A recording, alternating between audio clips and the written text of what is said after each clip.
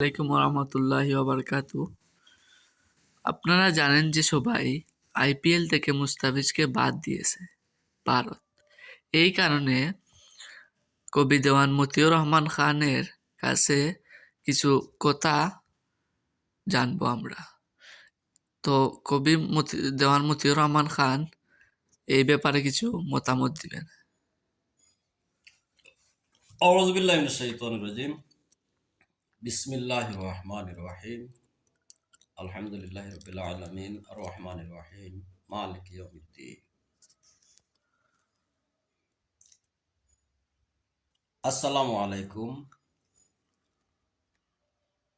আমি বাংলাদেশের সর্বস্তরের জনতাকে সালাম, শুভেচ্ছা, অভিনন্দন জানাই এবং স্বাধীনতা সার্বভৌমত্ব রক্ষার শপথ গ্রহণ করছি। যখন আইপিএলে নিলামের মাধ্যমে মুস্তাফিজকে চড়া দামে গ্রহণ করা হয়, তখন আমরা বাংলাদেশি হিসেবে আমাদের প্রাণপ্রিয় তারকা মুস্তাফিজকে ভারত আইপিএলে খেলার সুযোগ করে দেওয়ায় আমরা খুবই আনন্দিত হয়েছিলাম। কিন্তু হঠাৎ করে আমরা জানলাম মুস্তাফিজকে আইপিএল থেকে বাদ দেওয়া হয়েছে টুঙ্কু অজুহাতে, নিরাপত্তার অজুহাতে। অর্থাৎ মুস্তাফিজকে নিরাপত্তা দিতে ভারত অক্ষম, তাই তাকে আইপিএল থেকে বিদায় করে দেওয়া হলো। আমরা অবাক দেশবাসী। বিশাল একটি রাষ্ট্র, সব দিক দিয়ে সামরিক, অর্থনৈতিক সব দিক দিয়ে উন্নত একটি রাষ্ট্র, বড় রাষ্ট্র, একজন খেলোয়াড় তারকা খেলোয়াড় মুস্তাফিজকে তারা নিরাপত্তা দিতে পারেনি। আমরা দুই জায়গায় হতবাক হয়েছি। একজন তারকা খেলোয়াড়কে তারা নিরাপত্তা দিতে পারেনি। অন্য জায়গায় আমরা অবাক হই, ভাবতেছি, আমাদের মধ্যে ভাবনায় ফেলে দিয়েছে যে তাহলে ভারতের নিরাপত্তা তারা কিভাবে রক্ষা করে। এই প্রশ্ন এখন বিশ্ববাসীর সামনে। তাহলে ভারতের নিরাপত্তা তারা কি করে রক্ষা করতে পারে? বিশ্ববাসী এর কাছে এখন এই প্রশ্ন দেখা দিয়েছে।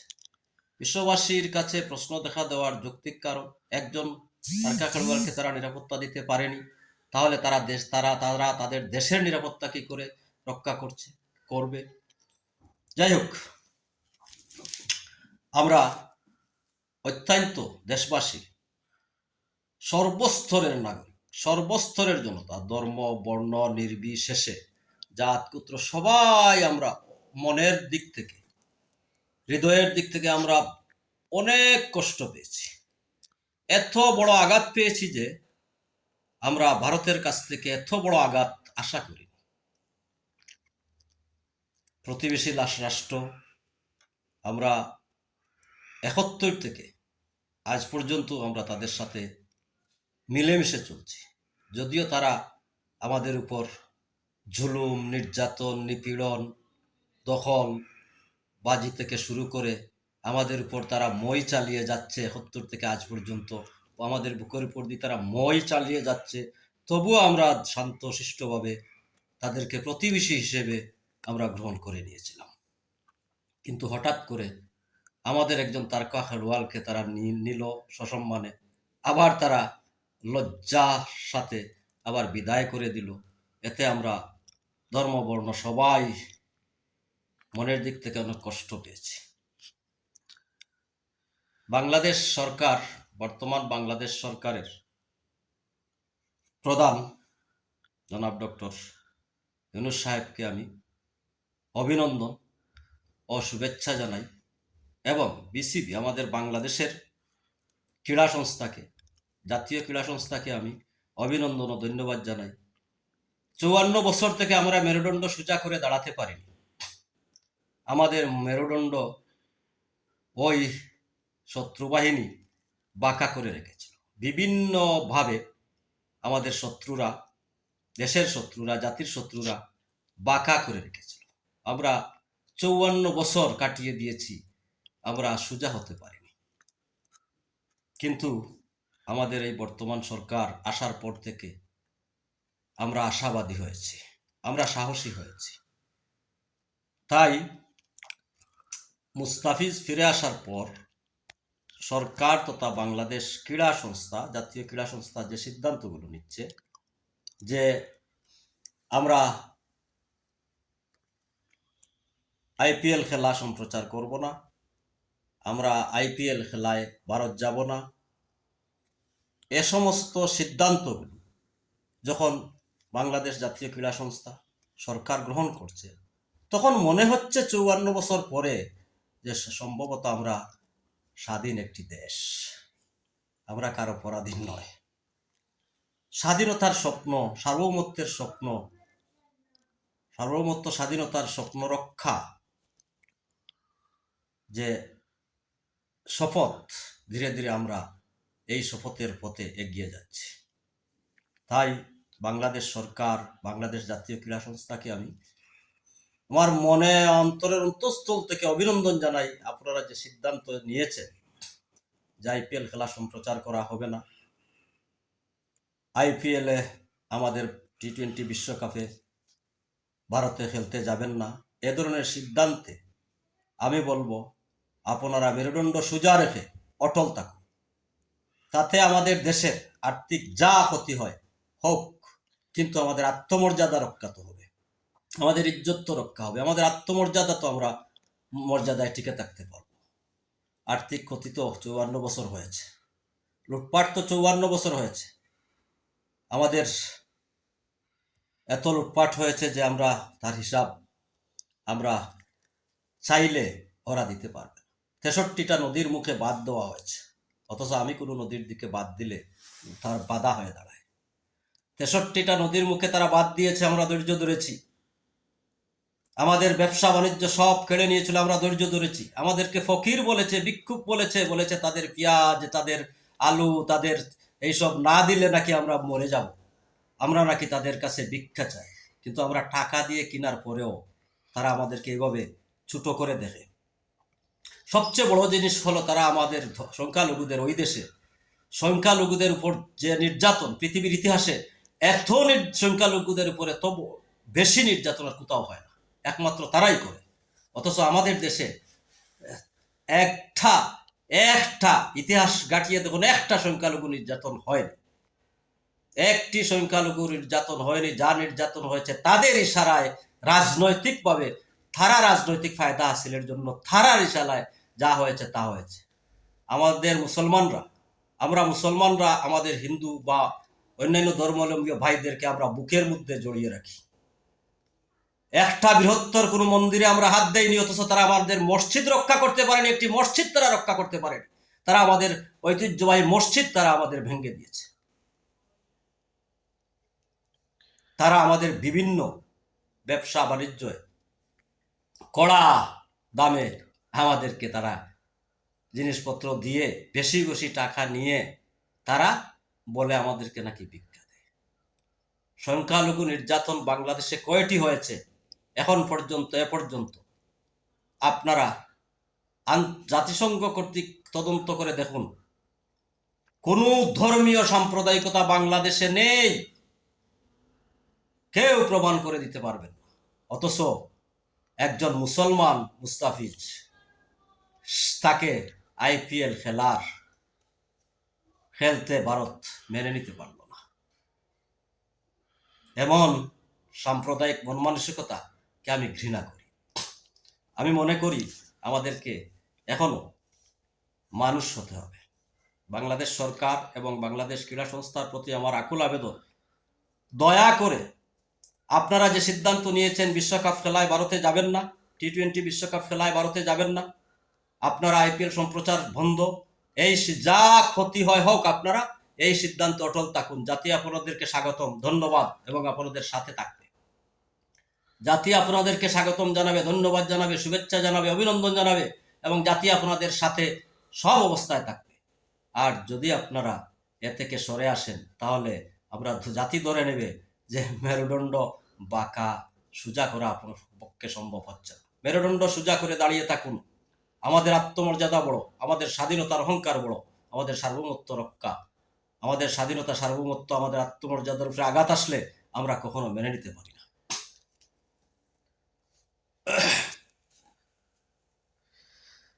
তো আমরা জানি বিশ্বকাপ টি-20 বিশ্বকাপ ফেব্রুয়ারি মাসে আরম্ভ হবে। তো কবি দেওয়ান মতিউর রহমান খান তো উনার মতামত জানতে চাই, বিশ্বকাপ টি-20 খেলা ভারতে না গেলে আমাদের কি কোনো ক্ষতি হবে? ধন্যবাদ। আসলে বিশ্বকাপ টি-20 খেলায় আমরা যোগ বিয়োগ করি যদি দেখি, তাহলে আমি মনে করি আমাদের তেমন একটা কোনো ক্ষতি হবে না। আমাদের ক্ষতির পরিমাণ তা দ্রষ্টব্যর ধরা ছোঁয়ার বাইরে, মানে সব আমাদের তেমন একটি কোনো ক্ষতি হবে না, যে ক্ষতিটা আমাদের গায়ে একটুও লাগবে না। কিন্তু পরক্ষণে যারা আমাদের মুস্তাফিজকে বিদায় করেছে তাদের ক্ষতির হিসাব করতে গেলে তারা তাদের চোখের পানি আর নদীর জলে একত্র হয়ে যাবে। যাই হোক, এদিকে আমি যাচ্ছি না, আমাদের কোনো ক্ষতি হবে না। আর সাময়িক যে ক্ষতিটা, এটা আমার মর্যাদা এবং স্বাধীনতার স্বার্থে এ ক্ষতিটা এমন কিছু না। আমরা তো প্রায় 71 আমরা যুদ্ধ করে অনেক প্রাণ হারিয়েছি, যুদ্ধ করেছি, 9 মাস যুদ্ধ করেছি, এতে অনেক প্রাণ গিয়েছে। আমরা 24-এ বিপ্লব ঘটিয়েছি, আমরা অনেক প্রাণ দিয়েছি। এ সমস্ত কোনো ক্ষতি হবে না। এই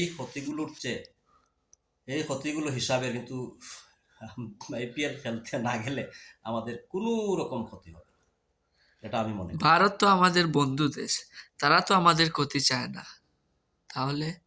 আপনি বলতে চাচ্ছেন ভারত আমাদের বন্ধু দেশ, তারা আমাদের ক্ষতি চায় না? আমি মনে করি ভারত কোনো দিনই আমাদের বন্ধু ছিল না, আজও আমাদের বন্ধু নয়। যদি তারা আমাদের বন্ধু থাকতো, সত্যিকার আমাদের বন্ধু হতো, তাহলে 63টা নদীর বুকে বাদ দিত না। ফারাক্কাবাদ, বারাকবাদ সহ 63টা নদীর বুকে তারা বাদ দিয়ে আমাদেরকে মরুভূমিতে পরিণত করে, আমাদের কৃষি, আমাদের এগুলি সব ধ্বংস করে, তাদের বাজার, তাদের কৃষি আমাদের মাঝে চাপিয়ে দিয়ে তারা আমাদেরকে পানিতে মারতো, বাতে মারতে চেয়েছিল। যদি তারা আমাদের বন্ধু হতো তাহলে 63টা নদীর বুকে ফারাক্কা সহ তারা বাদ দিত না এবং তিস্তার পানির হিস্সা নিয়ে তারা 54 বছর থেকে এই চলাকলা করত না। দ্বিতীয় কথা হচ্ছে, আমরা যদি অন্য কোনো দেশের লগে ব্যবসা বাণিজ্য প্রতিরক্ষা চুক্তি করি, তাদের গায়ে জ্বলে, তাই তাদের গায়ে জ্বলে এবং তাদের পুষা, তারা বাংলাদেশে 54 বছর থেকে চেষ্টা করে চলেছে তাদের পুষা সরকার রাখতে। যেমন গত 17 বছর তাদের পুষা সরকার বানিয়ে রেখেছিল এবং সরকার বিদায় হওয়ার সাথে সাথে তারা খুলে তুলে দিয়েছে। এমন একটি দেশের নীতি বা কালচার, দেশের নীতিটা আমার কাছে আশ্চর্য বলে মনে হয় যে আমার দেশের যারা হাজার হাজার শত শত জুলাই বিপ্লবীদেরকে হত্যা করে যে ব্যক্তি যারা গেল, তাদেরকে কুলে তুলে নিলেন, আশ্রয় দিলেন, অথচ আমাদের একজন খেলোয়াড়কে আশ্রয় দিলেন না। এই যে নীতি তাদের দেশের, এতে আমরা বুঝতে পারছি না আসলে তাদের নীতিটা প্রতিবেশী বন্ধু সুলভ, প্রতিবেশী সুলভ না শত্রু সুলভ। আমরা যদি এখন চিন্তা করি, আমরা যদি বিষয়টা নিয়ে আলোচনা করি, তাহলে দেখা যাবে শেখ হাসিনা সহ আওয়ামী লীগের সন্ত্রাসীদেরকে আশ্রয় দিয়ে এবং মুস্তাফিজকে বিদায় দিয়ে তারা একটি জিনিসই প্রমাণ করেছে, কখনো তারা আমাদের বন্ধু ছিল না এবং আজও তারা আমাদের বন্ধু নয়, বরং তারা আমাদের 71 থেকে এখন পর্যন্ত তারা আমাদের শত্রু, আজও আমাদের শত্রু। যদি সত্যিকার তারা আমাদের বন্ধু হয়, প্রমাণ দিতে পারে তারা যে হ্যাঁ আমরা প্রমাণ দিব সত্যিকার আমরা বন্ধু, তোমাদের বাংলাদেশের বন্ধু রাষ্ট্র, তাহলে আওয়ামী সন্ত্রাসী শেখ হাসিনা সহ সন্ত্রাসীদেরকে ফেরত দিয়ে বলুক যে আমরা ফেরত দিয়েছি, আমরা বন্ধু রাষ্ট্র হিসেবে আমরা মিলেমিশে চলবো। আর যদি ফেরত না দেয় আওয়ামী সন্ত্রাসীদেরকে, শেখ হাসিনা সহ, তাহলে ধরে নিব যে না, তাদের পুষা সরকার দিয়েই তারা দেশ চালিয়েছে, পুষা সরকারের নিরাপত্তা দেওয়ার দায়িত্ব ওই ভারতেরই, তাই তারা ওই আওয়ামী সন্ত্রাসীদেরকে তারা নিরাপত্তা দিচ্ছে। ধন্যবাদ। পরবর্তী কোনো কথা মুস্তাফিজকে থাকলে বলো। মুস্তাফিজকে আইপিএল থেকে বিদায় করা কি রাজনৈতিক বিষয়? এই কথাটি আপনার মতামত জানার জন্য ধন্যবাদ বলতে বলছি। আপনাকে। মুস্তাফিজকে আইপিএল খেলা থেকে ফেরত দেওয়াটা তারা নিরাপত্তার ঝুঁকি দেখিয়েছে। খেলার জগতে এ ধরনের উজর, এ ধরনের অক্ষমতা প্রকাশ করাটা সম্পূর্ণরূপে যুক্তিহীন, অযৌক্তিক। তারা যদি সব দেশের প্লেয়ারদেরকে নিরাপত্তা দিতে পারে, সব দেশের প্লেয়ারদেরকে যদি তারা নিরাপত্তা দিতে পারে, তাহলে একজন মুস্তাফিজকে কেন নিরাপত্তা দিতে পারে? আইপিএল খেলা যদি তারা পরিচালনা করতে পারে টোটালি, তাহলে কেন তারা একজন প্লেয়ারের নিরাপত্তা দিতে পারে? যদি তারা একজন প্লেয়ারের নিরাপত্তা দিতে না পারে, তাহলে আইপিএল খেলায় যত প্লেয়ার অংশগ্রহণ করছে তার দেশের বিদেশের সব দেশের প্লেয়ারদের এবং আইপিএল খেলাকেও তারা নিরাপত্তা দিতে পারবে না বলে আমরা মনে করি।